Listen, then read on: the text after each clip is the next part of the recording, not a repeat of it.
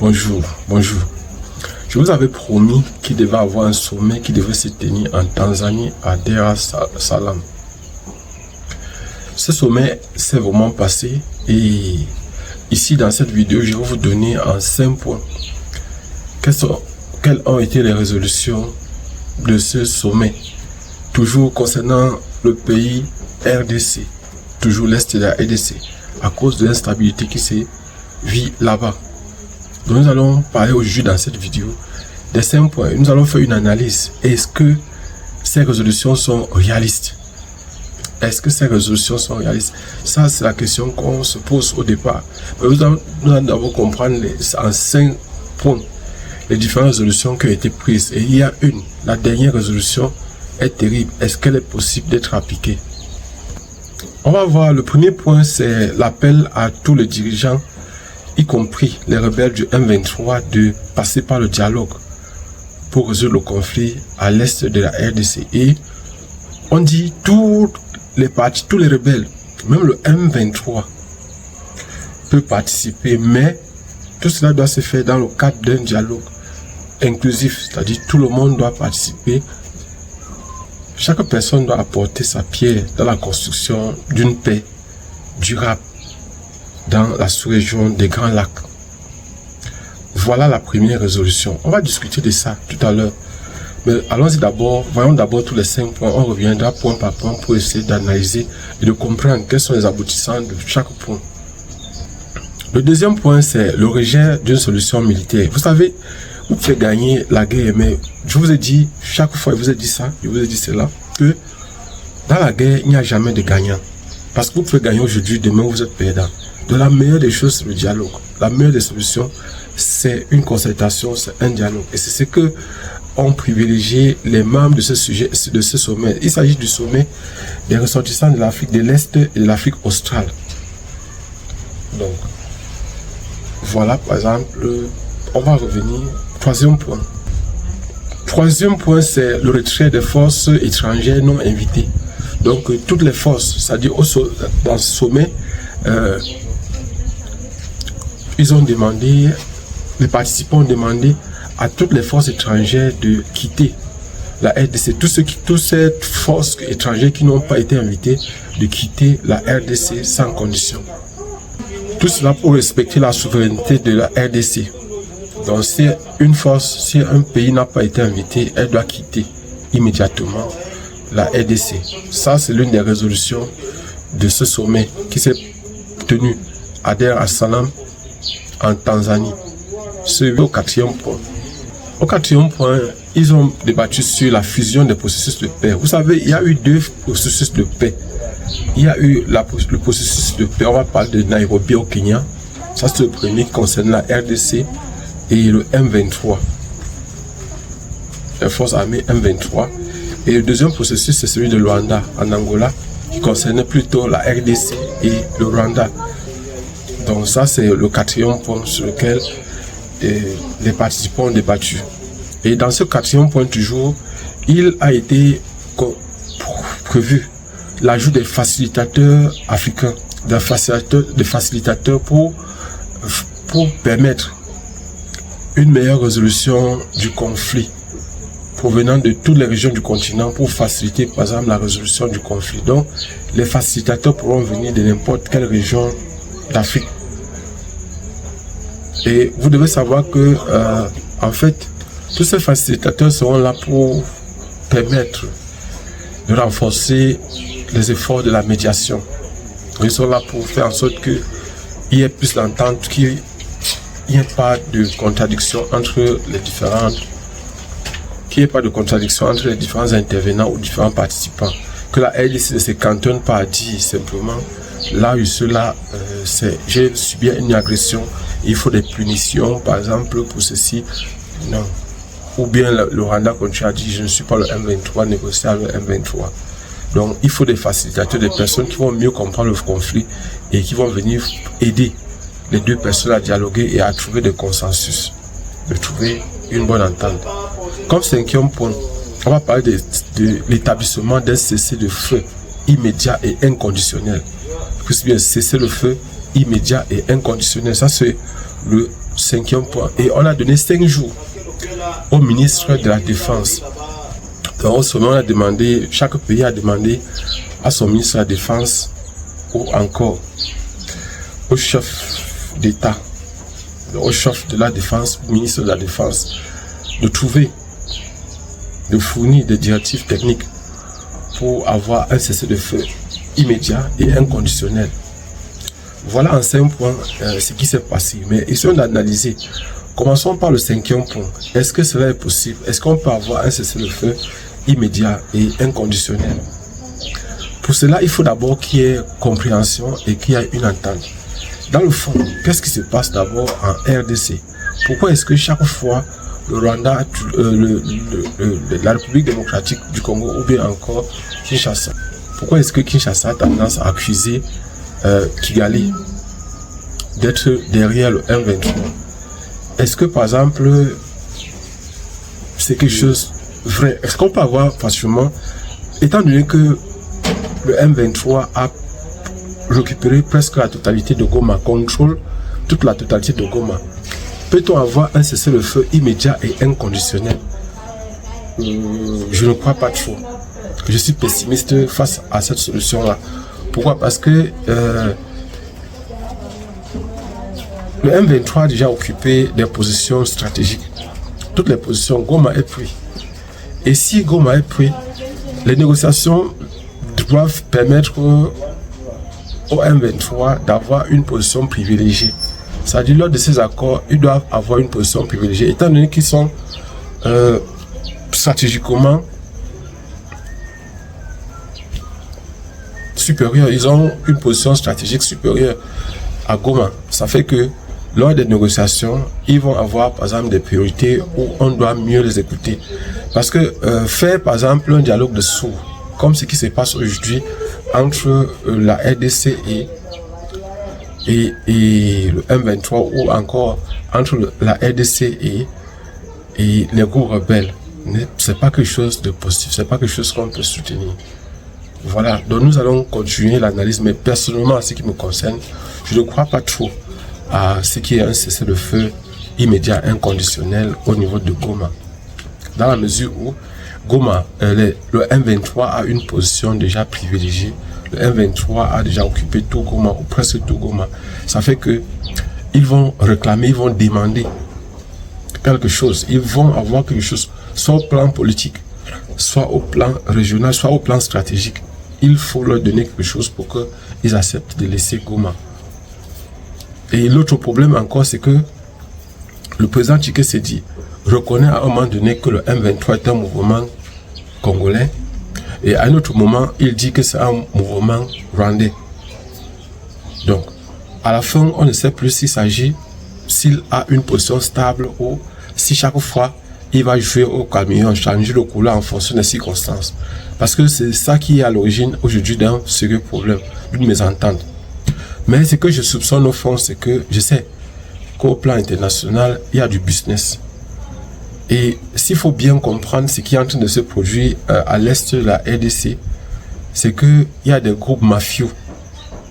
C'est la mafia, si on peut dire comme ça.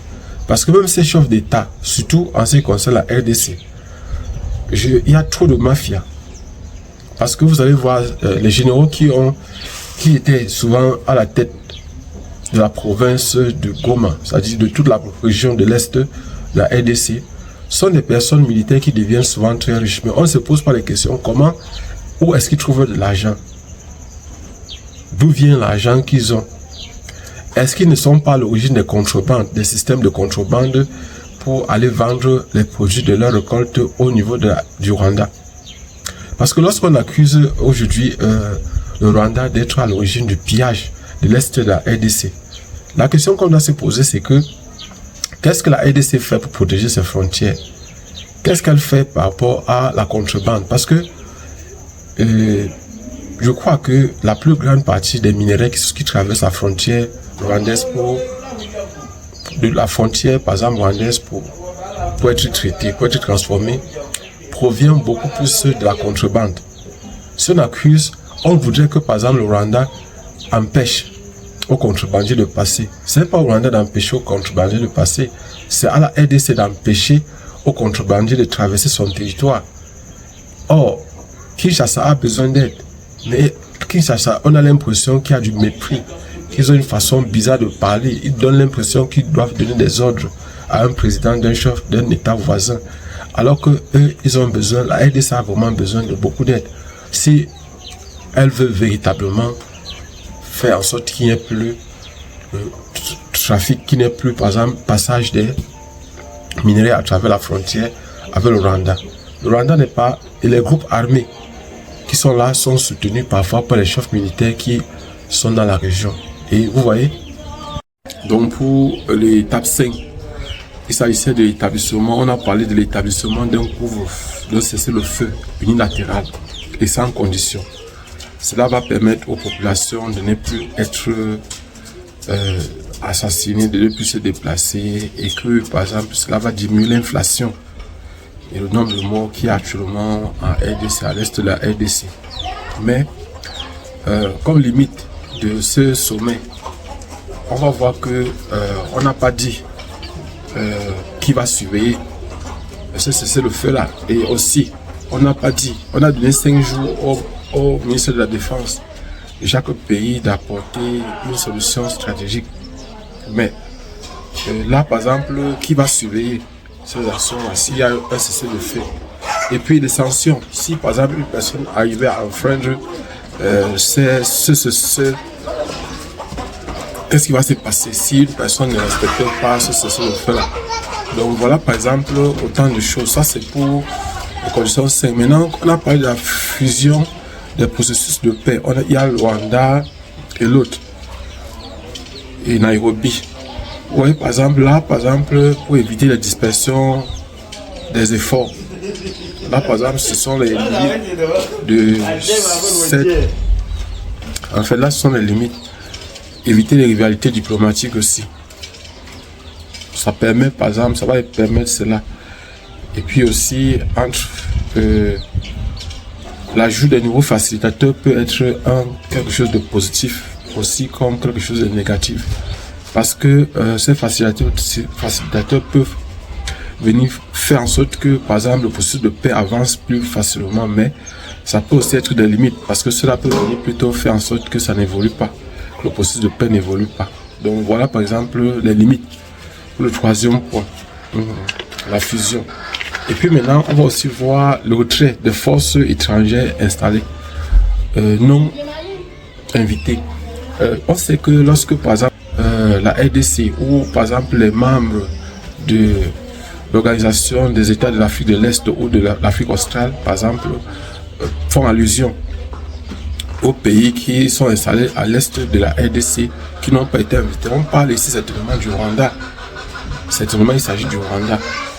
Mais il y a aussi beaucoup d'autres pays qui sont installés dans cette région-là. Il y a aussi d'autres pays qui sont installés là dans cette région.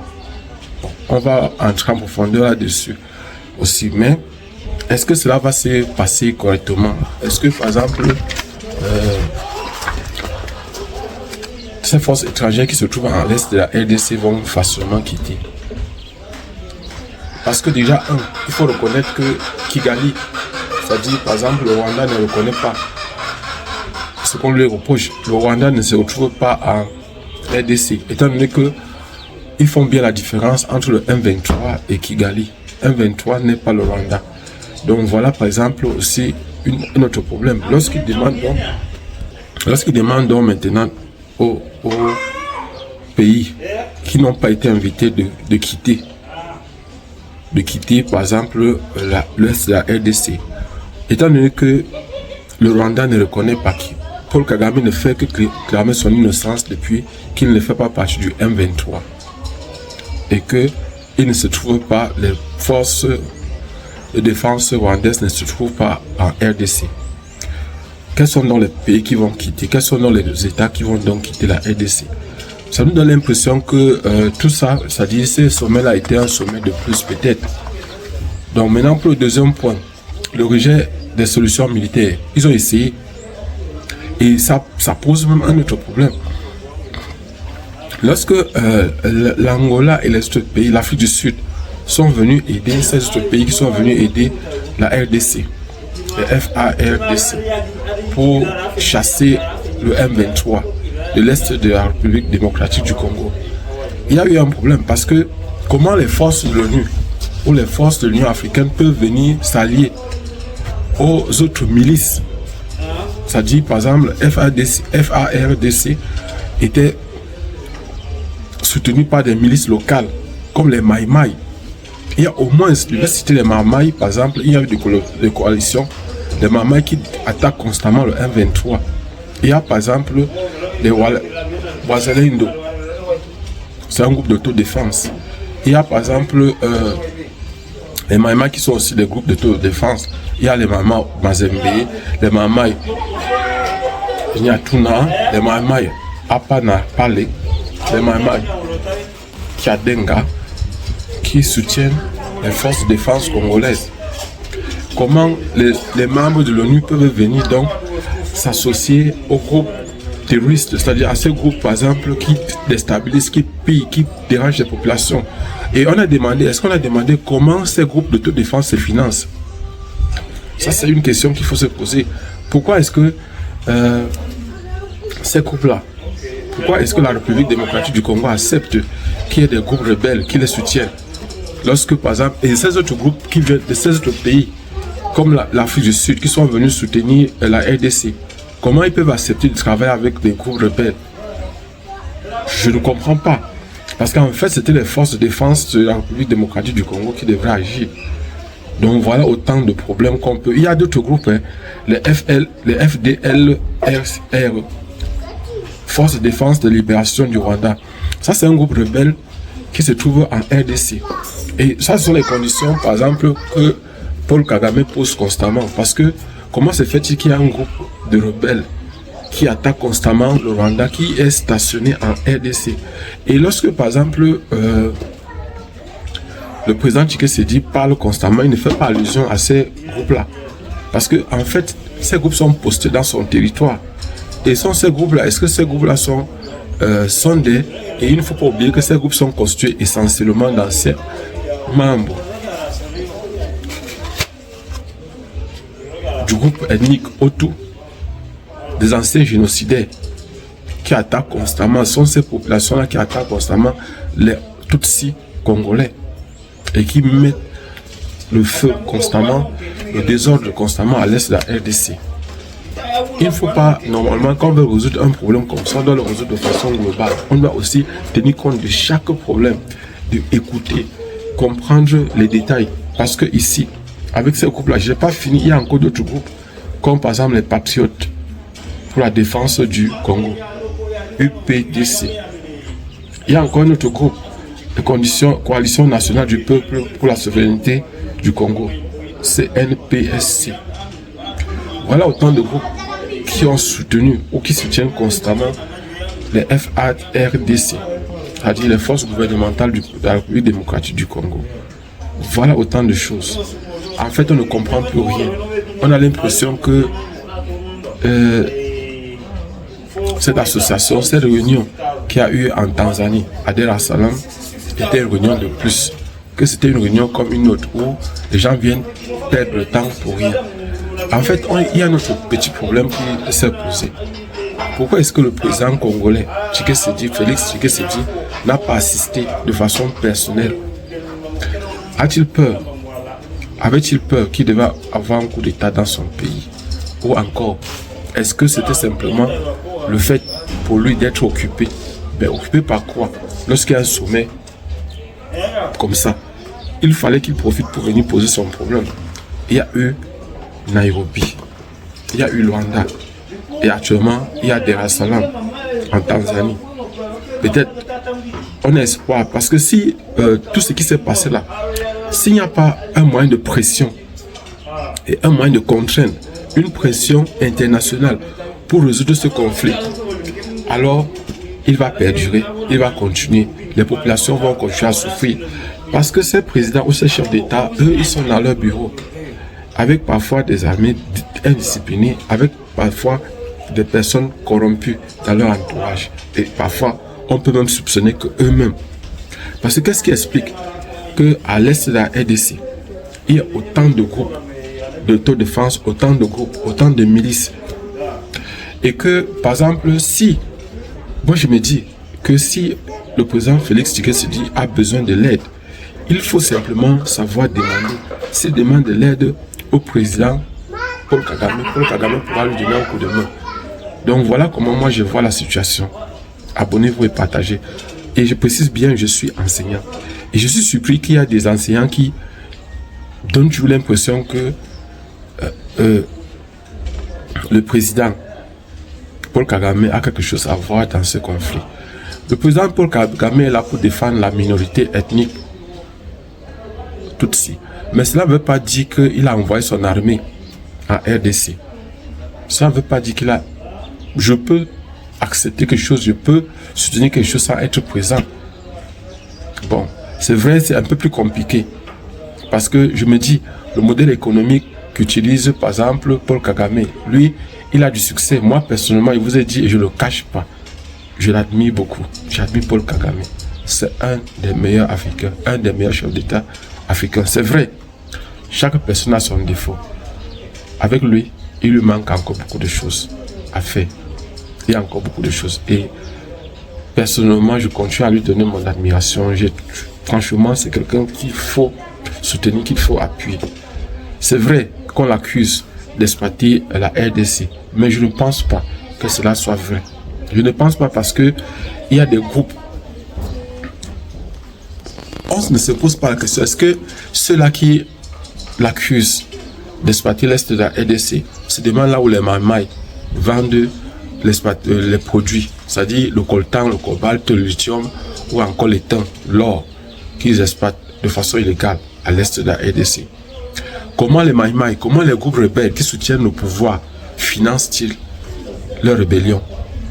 Comment ces groupes d'autodéfense font-ils pour financer, acheter des armes, nourrir les hommes, recruter des hommes? Comment ils le font? Où est-ce qu'ils trouvent les moyens pour le faire? Ce n'est pas l'exploitation de ces ressources.